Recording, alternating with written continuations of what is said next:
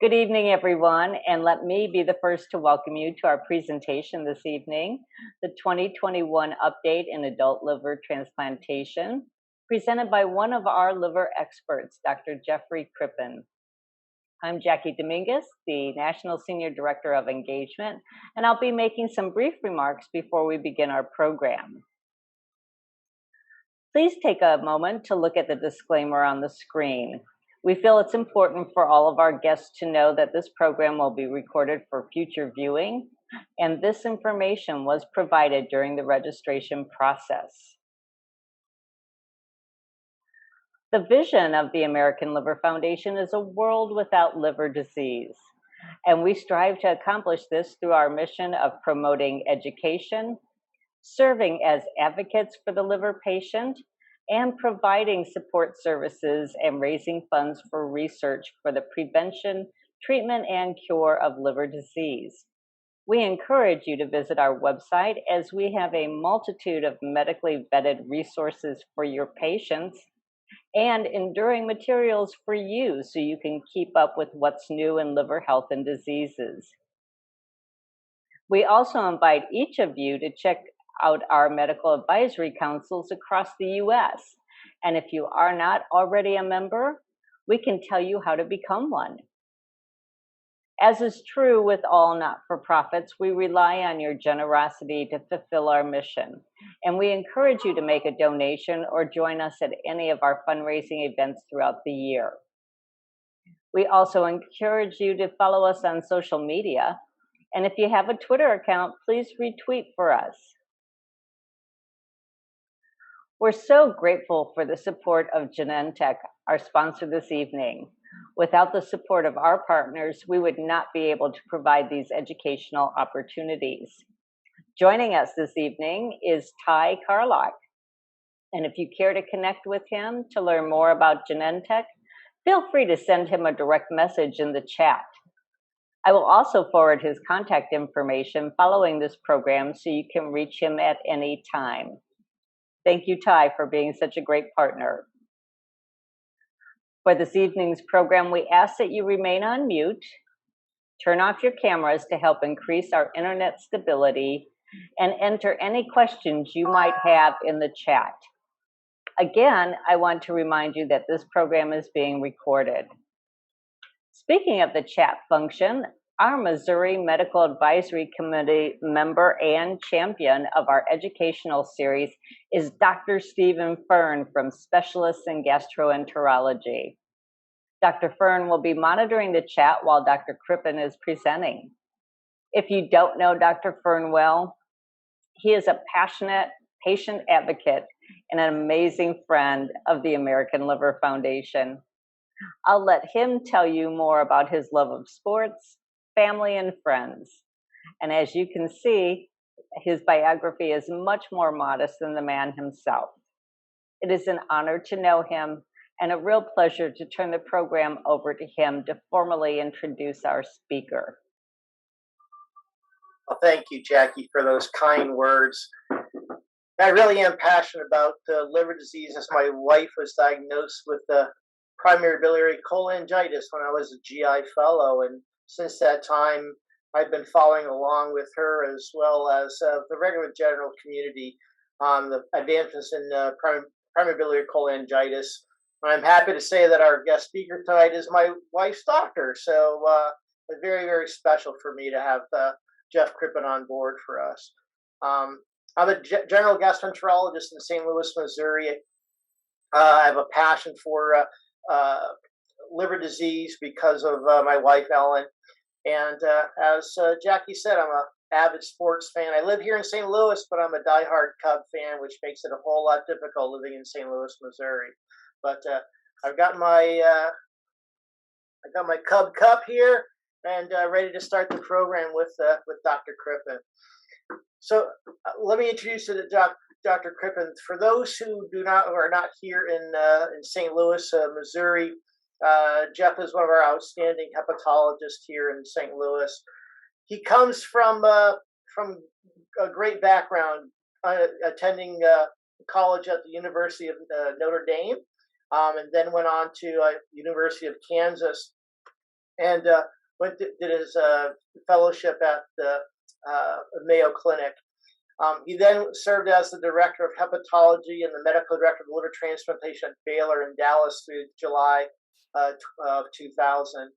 And it's been amazing. 21 years Jeff's been in St. Louis. That's just amazing to me. And always great to see him. So Jeff joined the faculty of Washington University School of Medicine in 2000. And now is the co-director of the liver transplantation service here at Washington University. So I am so pleased to announce Jeff as our speaker tonight. And without further ado, I'm going to let Jeffrey take it away. Dr. Crippin, please. Thank you, Steve. And thanks for everybody joining on tonight at the end of a busy day. Appreciate you taking time out of your busy schedule. I want to thank Jackie and the American Liver Foundation for everything that they do. Also want to thank Ty and Genentech for their generous support of this program. Steve asked me to give an update on liver transplantation.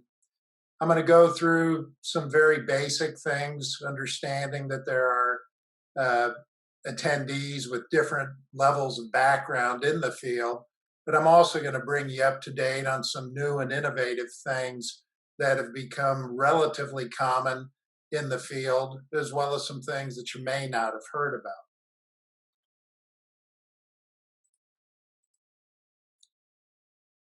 I'm often asked, well, who is a candidate for a liver transplant? And probably the best way to put it is we do transplants for patients whose livers don't work.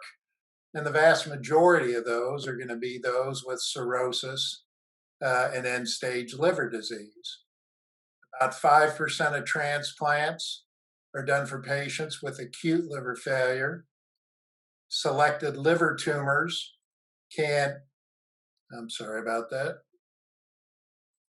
Selected liver tumors can lead to transplant candidacy. There are metabolic disorders, and then special cases that I'll talk to you a little more about here in a slide or two. The diseases leading to liver transplantation have evolved over the course of time. It wasn't that long ago when hepatitis C was by far the leading indication for a liver transplant. But as most of you probably know, with the availability of incredibly effective antiviral therapy, hepatitis C is becoming a less common indication for a liver transplant. Alcoholic liver disease, non-alcoholic steatohepatitis, cholestatic liver disease, liver cancer, and then again, the special cases I referred to previously make up the vast majority of cases we see and do transplants for. The special cases really revolve around complications of chronic liver disease that may not be associated with a failing liver, such as hepatopulmonary syndrome, a syndrome in which patients are hypoxic due to vascular shunting within the lungs. Portopulmonary hypertension is associated with cirrhosis, again with high central pressures that must be reversed before that patient can be a candidate for a liver transplant. FAP, or familial amyloid polyneuropathy, can be a devastating disease in terms of neurologic disability. The interesting thing about this disease is that when the surgeons do the hepatectomy, the liver is normal. But clearly it is not normal because it is making the amyloid protein leading to the polyneuropathy. But the surgeons will literally remove a normal appearing liver to be replaced by a donor liver that then won't make the amyloid protein. You may have seen cases of polycystic liver disease, and then patients with cystic fibrosis, with the profound pulmonary complications they have, can also develop a secondary biliary cirrhosis, requiring a need for a liver transplant. So again, all of these may not have what you think of as classic signs and symptoms of liver failure, but they potentially will be candidates for a liver transplant. This slide shows you a case of polycystic liver disease, and you see here how the liver is full of innumerable liver cysts. The cysts themselves aren't a problem until they begin compressing other organs within the abdominal cavity. This can lead to compression of the stomach with early satiety, nausea, vomiting, and weight loss, or the liver can become so massive the patient is incredibly uncomfortable due to abdominal bloating. Again, not so much liver failure is an indication for the transplant, just the cyst and their complications being the indication. We see these patients on a weekly basis for new evaluations. Patients will be seen by a hepatologist and a transplant surgeon. They undergo an extensive psychosocial evaluation by one of our social workers. They're imaged. Depending on their age, they may have a cardiac stress test, if younger, an echocardiogram, and then, as you might imagine, there are multiple lab tests looking for different sorts of liver diseases if it's unclear as to the cause of the liver disease, but also different things looking for different infectious processes, just to be sure we have all the bases covered. Patient prioritization has been an ongoing issue since I became involved in the field following my fellowship in 1991. The term that I did not coin, but I think is totally appropriate, is that this is a Titanic-like issue. For those of you who are familiar with the Titanic, you're likely aware that although there were lifeboats on the Titanic, there weren't enough lifeboats so that all the passengers could be saved. And that's the problem we face. We have patients on the waiting list, but we don't have enough livers for all those patients. So how do we decide whether or not one patient is at the top of the list, the middle of the list, or the bottom of the list? There was a time when that decision was based on whether or not the patient was at home, in the hospital, or in the ICU. As you might imagine, that was relatively inexact.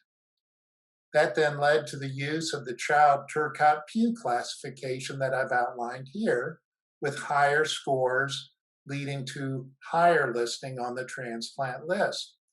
The problem is, although the first three things on the Child-Turcotte-Pugh classification are very general and based on lab tests, you can see that ascites and encephalopathy are subjective. So imagine this.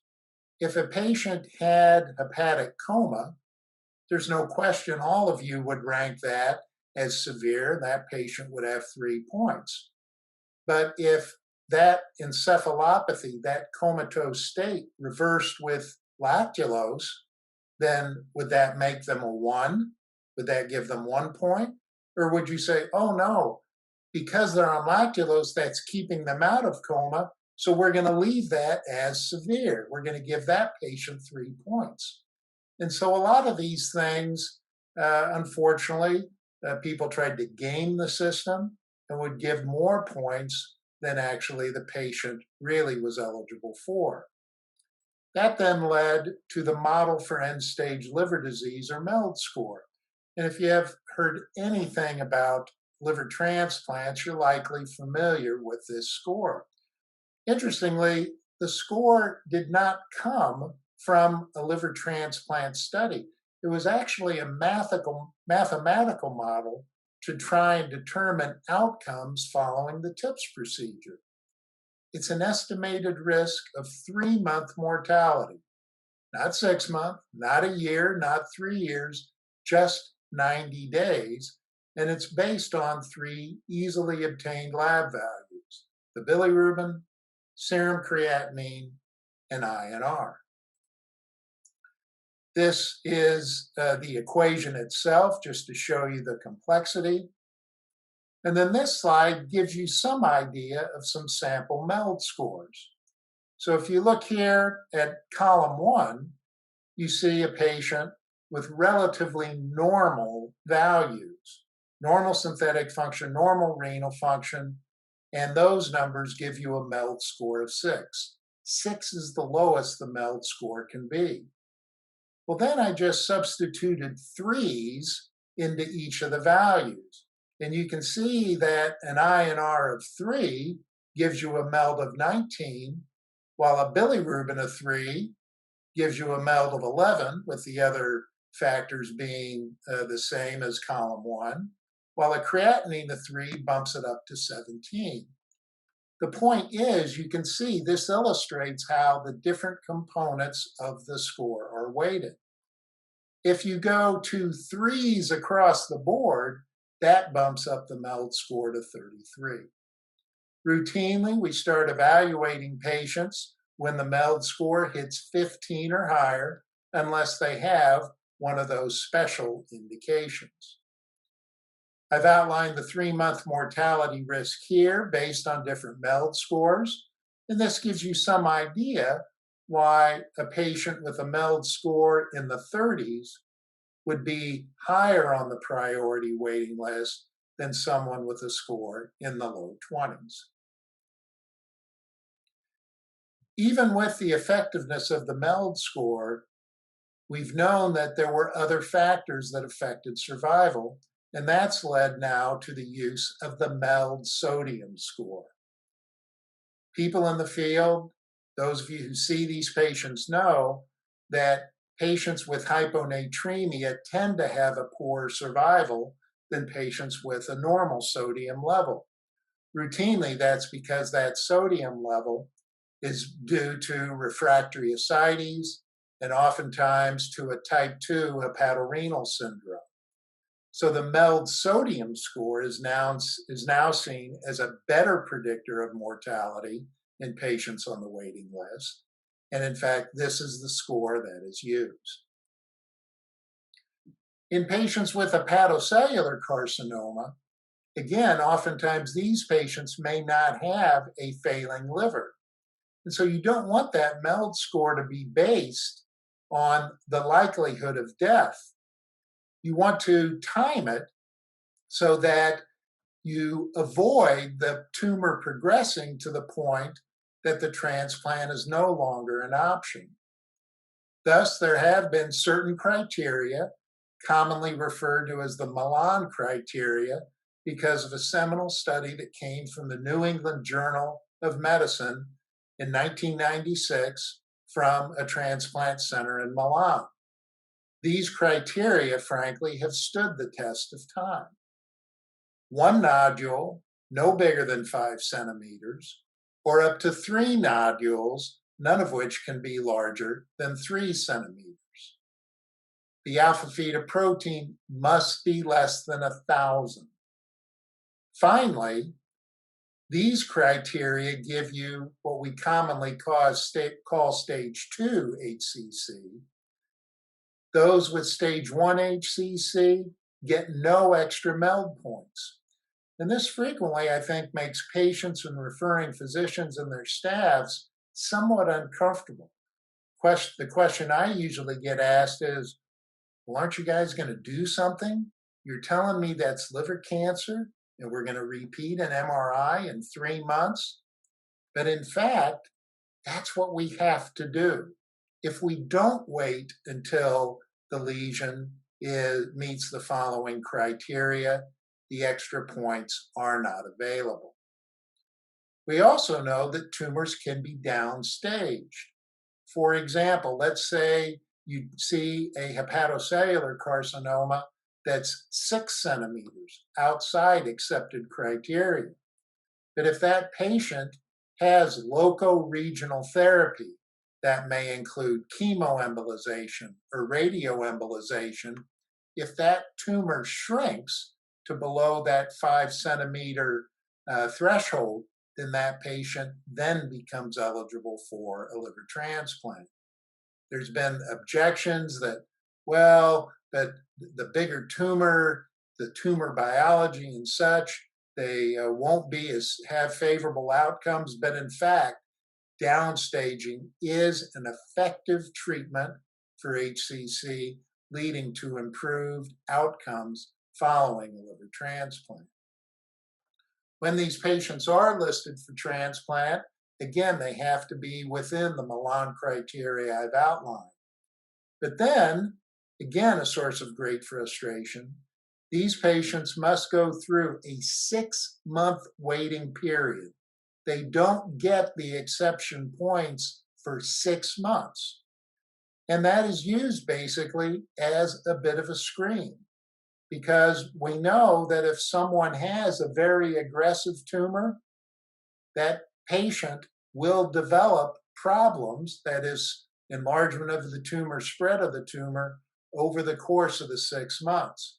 So that 6 months serves as the first obstacle that must be cleared after one is on the list. If they can get through that 6-month period and are still within criteria, at that point, exception points are awarded. And those exception points will vary, because it's the median MELD score at that specific transplant center -3. So to give you an example, at Barnes Jewish Hospital, my transplant center, the median MELD score at transplant is 25. So when an HCC patient gets those exception points, it'll be 25 -3 or 22. If you go to another transplant center where the median MELD at transplant is 28, 28 -3 is 25 if it's 31. So again, this gives a sense of fairness so that certain centers, their patients aren't being disadvantaged. How are patients in general selected for the list? Well, I will say you could argue that there are no absolute contraindications, in that we're willing to consider every patient, but they can't have other severe end organ disease. So for example, if a patient presents, they have severe chronic obstructive pulmonary disease with a low FEV1, we don't think they're going to have adequate respiratory reserve following the transplant won't correct that. They won't be listed. The patient has to be able to comply with a complex medical regimen. If a patient has a long history of noncompliance, where they simply can't take their medicine or don't have the support so that their medicines can be administered in timely fashion, they won't go on the list. They must have an adequate social support system. You can't do this by yourself. So there has to be family, friends, and that has to be demonstrated to help these patients while they're waiting for a transplant and in that critical time after the transplant. And finally, there can be no obvious extrahepatic malignancy. Again, there's a little wiggle room here, but again, if a patient had lung cancer, transplant's not going to change that. That lung cancer would have to be effectively treated and then go through an appropriate time of cancer-free survival before a transplant is possible. A few commonly asked questions. Can alcoholics get transplants? Is there an age cutoff? Won't the liver tumor spread before a transplant is done? I think I've outlined that issue over the last few slides. And then how long will my patient wait? The final one, there really isn't a good answer to that because it's going to be dependent on the MELD score. If your patient's MELD score is 6, they may wait for years before they get a transplant. But if the MELD score is 6 and then it suddenly jumps to 30, then that wait time will be markedly decreased. With regard to liver transplantation for patients with alcoholic liver disease, there is a historical portion to the discussion. Alcoholism has never been considered an absolute contraindication, though historically a period of abstinence was usually required, historically 6 months. What that abstinence period allowed for was improvement of alcoholic hepatitis, as well as allowing the patient to show some commitment to abstinence. We've seen a number of patients through the years who were referred to us with bilirubins of 30, needs a liver transplant stat. We went through the 6-month waiting time, and at the end of 6 months, the bilirubin was 2. The patient got better. The thing is, you all are likely aware that some patients don't get better. And that's been the thing that I think hepatologists and transplant centers have struggled with. Should some of those patients be transplanted? So then one of the new things over the last few years is that patients with alcoholic hepatitis is considered a potential indication for a liver transplant. There are some criteria that have been looked at a number of centers, including our own. A favorable indicator for long-term abstinence is if it's the first episode of decompensation, if the patient has solid social support. So if a patient has come in with multiple episodes of recidivism, they're not going to be a good candidate for a transplant. But we've seen a number of patients, usually in their 20s or 30s, who come in very sick. It's the first time they've been sick. It's a bit of a wake-up call. And with appropriate social support, family, friends, and the like, some of those patients have been transplanted, and their outcomes have actually been very positive with a low rate of alcohol recidivism. Lest you think we're doing these by the dozens, most centers are doing transplants for this indication. We'll say things like, well, we've done 5 or we've done 10. We've screened 150. So the vast majority of these patients will not be candidates, but there are some who will be. And so we encourage you to call your local transplant center to see if this is an option. With regard to age, most centers have no absolute age cutoff. I always smirk a little bit when I read that line. Okay, if the patient's 98 years old, that's going to be an age cutoff. But the thing I want you to concentrate on is not so much what I call the age on the driver's license. Concentrate on the biological age rather than the chronological age. Of course, we know that patients over 60 have a higher morbidity and mortality after a transplant. But as many of you know, you've seen patients who are 74 going on 59, and then you've seen patients who are 58 who are going on 87. We don't have as much flexibility in this evaluation. That is, if things just don't look quite right, that patient won't get a transplant. But we and other centers have transplanted patients at the age of 80 years. One patient in particular had HCC. His liver was in relatively good shape, but he was unresectable. Prior to his transplant, he would ski in Vail. So very functional and much younger than his 80 years would indicate. And he actually had a very good outcome, as I recall, survived 7 or 8 years after his transplant. So what happens while the patient is on the list? Again, they're assigned a MELD score. And the allocation of organs is based on blood type and body size. Blood type just has to be compatible. It doesn't have to be an exact match. Approximately 20% of patients die on the waiting list But reverse that. That means 80% of patients are actually going to receive a donor organ. And routinely, and this would include with exception points, patients are usually only going to be transplanted with a MELD score, a MELD sodium score of at least 15 or higher. How does MELD work in addition to what I've already told you? It doesn't apply to acute liver failure.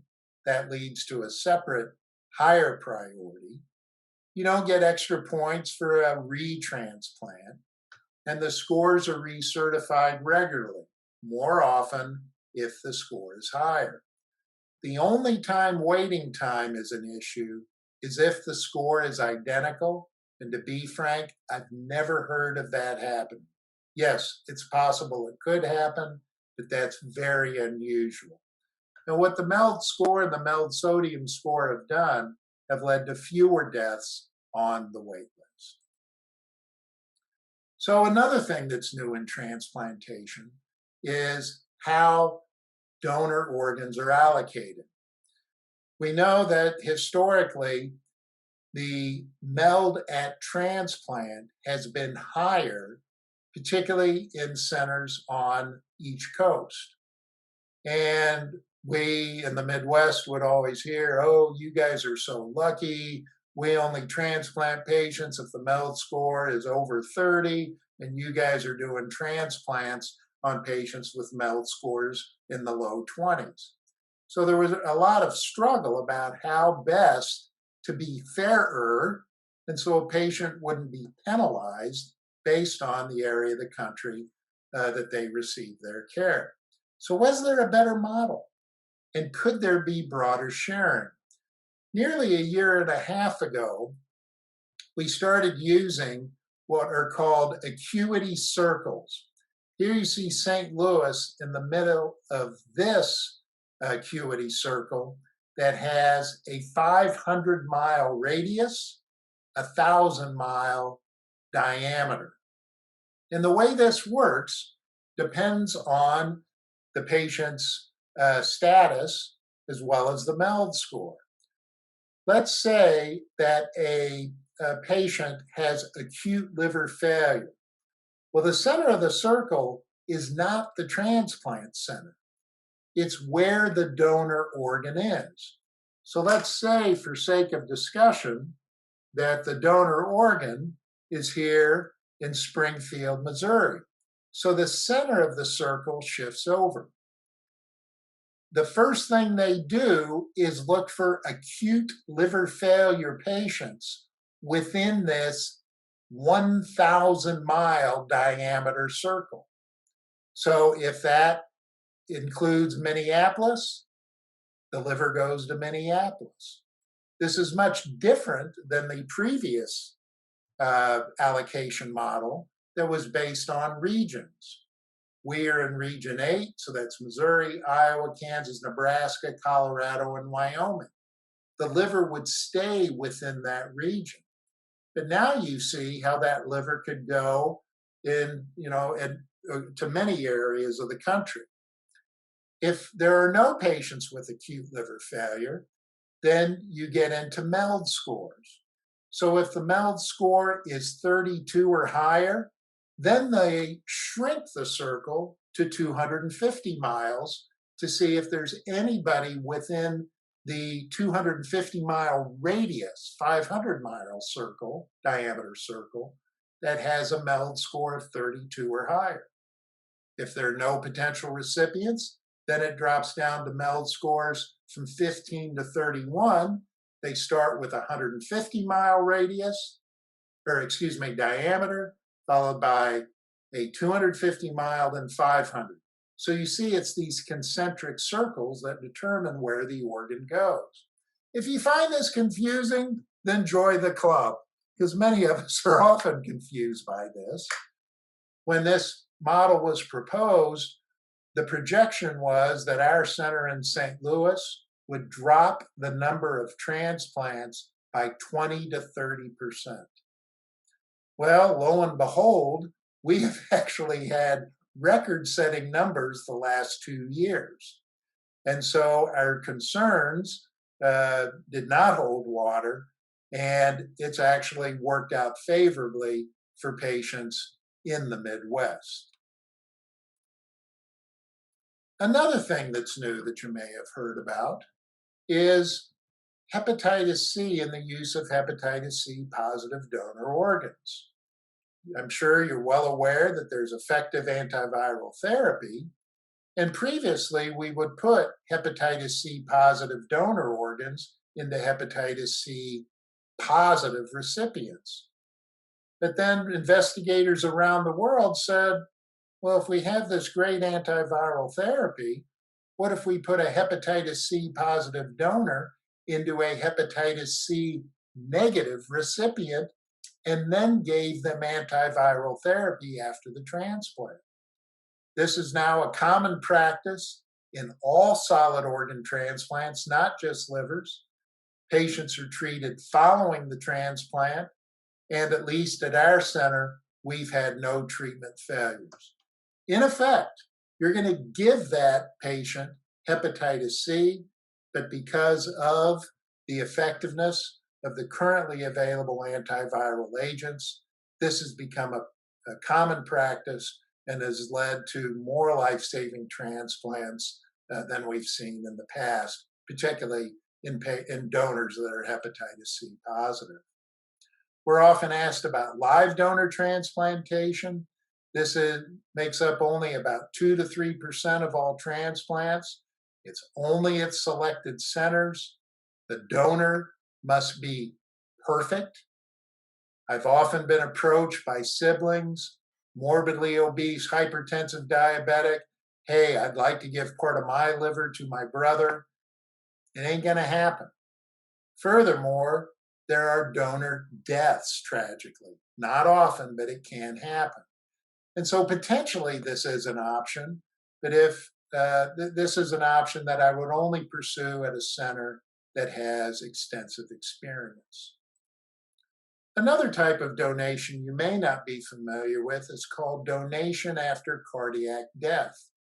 In these cases, the organs are not retrieved until the heart stops beating. These organs, because of some transient hypotension, become more susceptible to ischemia, and because of that, biliary complications due to an ischemic cholangiopathy can develop in about a third of cases. These donors make up 10 to 15% of the donors that are used each year. It is an option.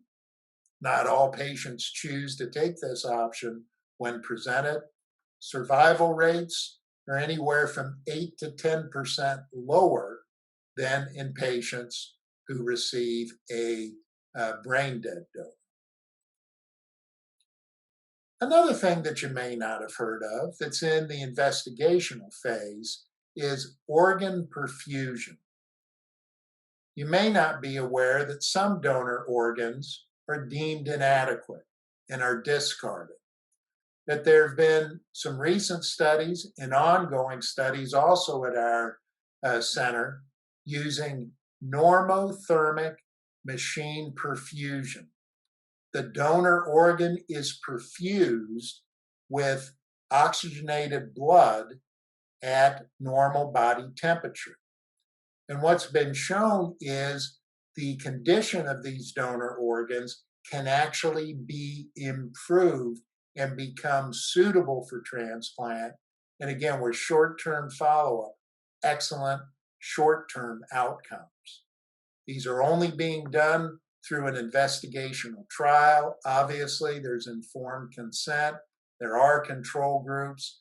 But I think this could be something that may allow additional donor organs to be used that were previously thought to be inadequate. With regard to immunosuppression after a transplant, routinely we use the first three things: a calcineurin inhibitor, usually tacrolimus, a lymphocyte inhibitor such as mycophenolate, and then corticosteroids at high doses. mTOR inhibitors like sirolimus, can be used. Another agent is everolimus that you may see from time to time. The corticosteroids are usually tapered off within 3 to 6 months, as is the mycophenolate in some cases, leaving many patients on tacrolimus monotherapy. So that's one immunosuppressant, which is very dissimilar to some of the other solid organs when they'll remain on 2 or 3 agents for the duration of the transplant. Acute rejection is rare compared to other solid organs, and it occurs somewhere between 10 and 20% of cases. It's usually much more common early. Usually the only time we see it late is in cases where patients don't take their medicines. This is diagnosed initially with abnormal liver tests, followed by liver biopsy evidence of rejection, and the vast majority of the time we can control rejection with increased immunosuppression.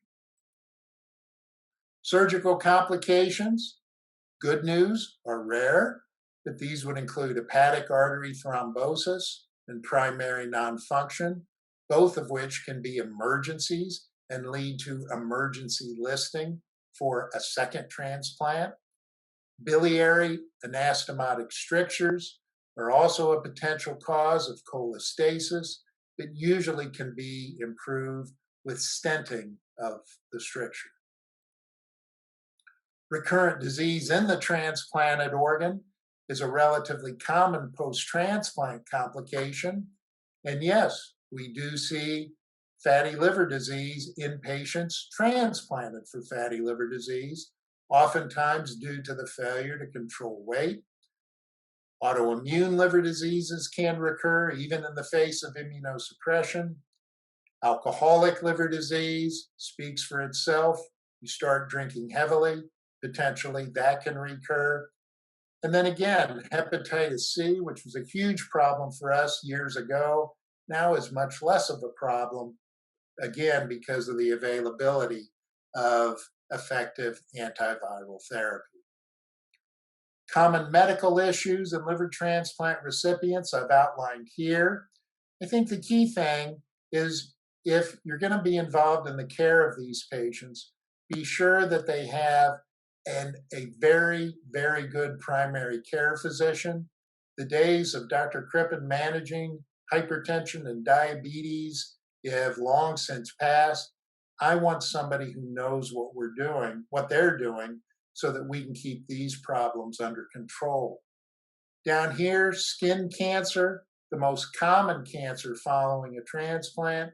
We stress the importance of heavy use of high SPF sunscreen, as well as a big hat, long sleeves, particularly if a patient's going to be spending time outdoors. I've listed a brief number of other agents, other medical therapies your patients may go on because of the potential risk for drug-drug interactions. Drugs can lead to lower levels of calcineurin inhibitors. They can lead to higher levels of calcineurin inhibitors. So if a patient's going to be started on other drugs, please review, we always do, but please review drug interactions and then make appropriate changes to avoid either inadequate levels or toxic levels. Retransplantation is possible in selected cases. They usually have more complications. They have lower survival rates. In a patient who may have developed cirrhosis due to a recurrent disease, maybe they also have chronic kidney disease related to long-term use of a calcineurin inhibitor. And so some of these patients might be eligible for a simultaneous liver and kidney transplant, second liver, and then with a first-time kidney. But yes, all patients are considered for this if there's an indication. With regard to survival and quality of life, the 1-year survival for liver transplant recipients is usually in the range of 85 to 90%, 10-year survival in the range of 60 to 70%, And obviously, this is dependent on a number of factors: comorbid diseases, recurrent disease, the function of the allograft related to rejection. And so we follow these patients quite closely. The other good news is that their quality of life is excellent in most cases. We've had patients, female patients who've given birth to healthy children, male patients who've fathered healthy children. We've had patients who've run marathons, patients who go back to work and resume a normal life. That's why we do these, to give these patients their lives back. With that, I'll end the talk, and I'll be happy to entertain any questions. I appreciate your attention tonight. Again, thank you to the American Liver Foundation. Thank you to Genentech for your generous support. Well, Jeff, just another fascinating presentation. Always enjoy going to Dr. Crippin's lectures and presentation, and just learn so much every time. Such incredible data. So I appreciate that, of course. I'm getting a feedback here. I wanted to, if there's any question, let me take a look in the chat, see if there's any questions. I'm gonna ask a question, Jeff. How often do we see acetaminophen overdoses now coming to the transplant centers and getting a transplant? Yeah, acetaminophen, if you don't know, is by far the most common indication or etiology of acute liver failure. It's also become the most common way people commit suicide. Steve, I would estimate we see 1 or 2 a month. The interesting thing about acetaminophen toxicity, the patients, because of the effectiveness of N-acetylcysteine, usually don't go on to a transplant because they get better. Unfortunately, there are tragic cases where patients get to us too late and they've already developed cerebral edema, brain death, and they're no longer a transplant case. You may want, the follow-up question is, well, why would you transplant someone who tried to commit suicide? Well, that's carefully assessed. We've had patients who've had repeated episodes of acetaminophen overdose. They're not candidates. But oftentimes when it was a first-time incident, a time when the patient was very upset for whatever reason, didn't have any psychiatric history, we do see those as potential candidates for a transplant. Jeff, we do have one question. For the special cases that you mentioned, how do you prioritize them with the MELD score? Well, the level of prioritization will depend on the number of exception points. So that gets into this mean MELD transplant -3, and that varies depending on the special case. Routinely, to give you some idea in case you decide to send us a patient, these patients are going to end up with MELD scores with the exception points, usually somewhere in the 20 to 25 range. And that will usually lead to a transplant over a period of months. Jeff, how about our patients who have hepatitis C, who are cirrhotic, and maybe a MELD of 14, 15? Do we go ahead and treat them? Do we get them to transplant and then treat them? How do you go about taking care of that patient? That's an interesting population, Steve, because on the one hand, if they're treated, potentially you can slow progression of hepatic fibrosis, slow progression of the cirrhosis, and maybe even prevent the ravages of end-stage liver disease. So we've usually used a slightly higher MELD as the threshold. So if the MELD is in the range less than 18, we'll usually say go ahead and treat. because some of those patients will show clinical improvement. If it's 18 or higher, we usually say, you know, you're probably not going to impact things that much. Now, with the use of hepatitis C positive organs into hepatitis C negative patients, Steve, you could make the case. Well, why not see if you could impact things? Maybe you would make an impact and that patient would get better. And so I'd be willing to consider that. I think if they get in the range in the low 20s or higher, you're probably wasting your time and that patient's going to need a transplant. Along those same lines, one of the questions we got from Brittany was, when do you typically start the antiviral therapy post-transplant? Brittany, routinely we wait for lack of a better thing, for things to settle down. And I don't know how familiar you are with some of the other organs, but if a patient's had a heart transplant and their heart isn't pumping just right, that's not the time you want to treat the hepatitis C. So we usually delay the treatment for a period of weeks to months, and in no instance across all the organs have we seen severe liver dysfunction or liver failure develop. I wouldn't want to wait any longer than 2 months or so, not because I'm aware of complications. It just makes me nervous that complications might occur.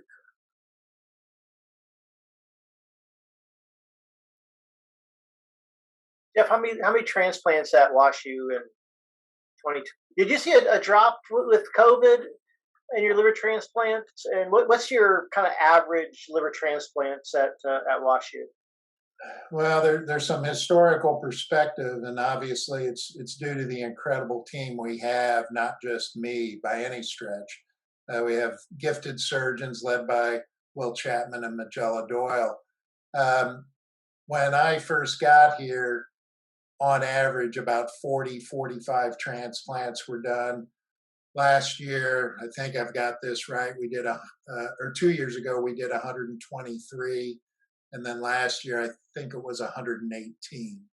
So that's for a lot of reasons. We pushed the envelope a little more than we used to. The surgeons have gotten more comfortable with donors that previously were not thought to be adequate. So, we certainly don't do more than any places in the country, but we're certainly in the top quartile. Fantastic. So even though the COVID virus was running rampant, the liver transplantation team was still doing their job, working hard to get these people their transplants. Yeah, sorry I didn't answer that. Yeah, so what happened, interestingly, there were some transplant centers who would not send out their surgical team to retrieve organs. And our guys said, hey, appropriate precautions, we're getting organs. And so we did get organs that maybe would have gone to another center, and that was without our surgical team ever getting ill with COVID, and everything turned out fine. That's crazy. Interesting thing will be now that COVID has slowed and become less prevalent, whether or not those numbers will be as high. Wait and see. So I got one thank you from Dr. Mobin Khan. So we thank you for being here, Mobin, as well. We do not have any other questions in our queue. So, and we're just about running out of time. So, Jeff, you were perfect once again, right on time. So, once again, I want to thank you very much for your presentation. Excellent presentation. Great data. We are so honored to have you on in our city, and I know I love sending people down to Washington University when the time's appropriate to be evaluated. So we really do appreciate your expertise. Any closing thoughts you have, Jeff, before we turn it back to Jackie for her closing messages? No, Steve, I want to thank you for your very gracious invitation and your very kind words. I appreciate all you do. Again, for the second or third time, thank you to the American Liver Foundation. Jackie, all of your efforts, and again, the support of Genentech. Thank you, Ty, for your support. Thanks, Ty, for all you do. I'm going to turn this back to Jackie to close it up. Jackie, all yours. Thank you so much, Dr. Fern. And I just have to echo the comment made about thanking you for your talk, Dr. Crippin. You made a complex topic so easy to understand. And wow, it was just amazing. And we're so grateful for your time, for your expertise. Dr. Fern, obviously, we're so appreciative of being such a champion of these educational programs and helping the healthcare community make a difference on the quality of life of the liver disease patient and liver wellness. We're truly grateful for that. I do want to mention Kat Evans, who's our technology guru behind the scenes. I want to make sure that I give a shout out to my colleague, Kat. She's been amazing, and we couldn't do this without her support. I also, of course, want to thank, again, Genentech and Ty. You can see his email address there, and again, we will send that to you post-program. Obviously, I want to thank all of our guests. You guys were wonderful. Thank you for spending part of your evening with us. And we're so grateful that you would educate yourselves to also improve the quality of life of our liver patients and for liver wellness. I want to remind you that we do have resources from the American Liver Foundation, and I really encourage you to take advantage of them. Please join us, join our mailing list so we can send you more information. And certainly you can see a whole list of our upcoming events. A lot of our programs are still being hosted virtually, and that gives you the opportunity to join without having to travel or incur any expenses. Maybe not quite as wonderful as meeting in person because we're all longing for those days, but it at least gives an opportunity to kind of congregate as a group over our technology platforms. Without further ado, I want to say good night and again appreciate all of you. Thank you and good night.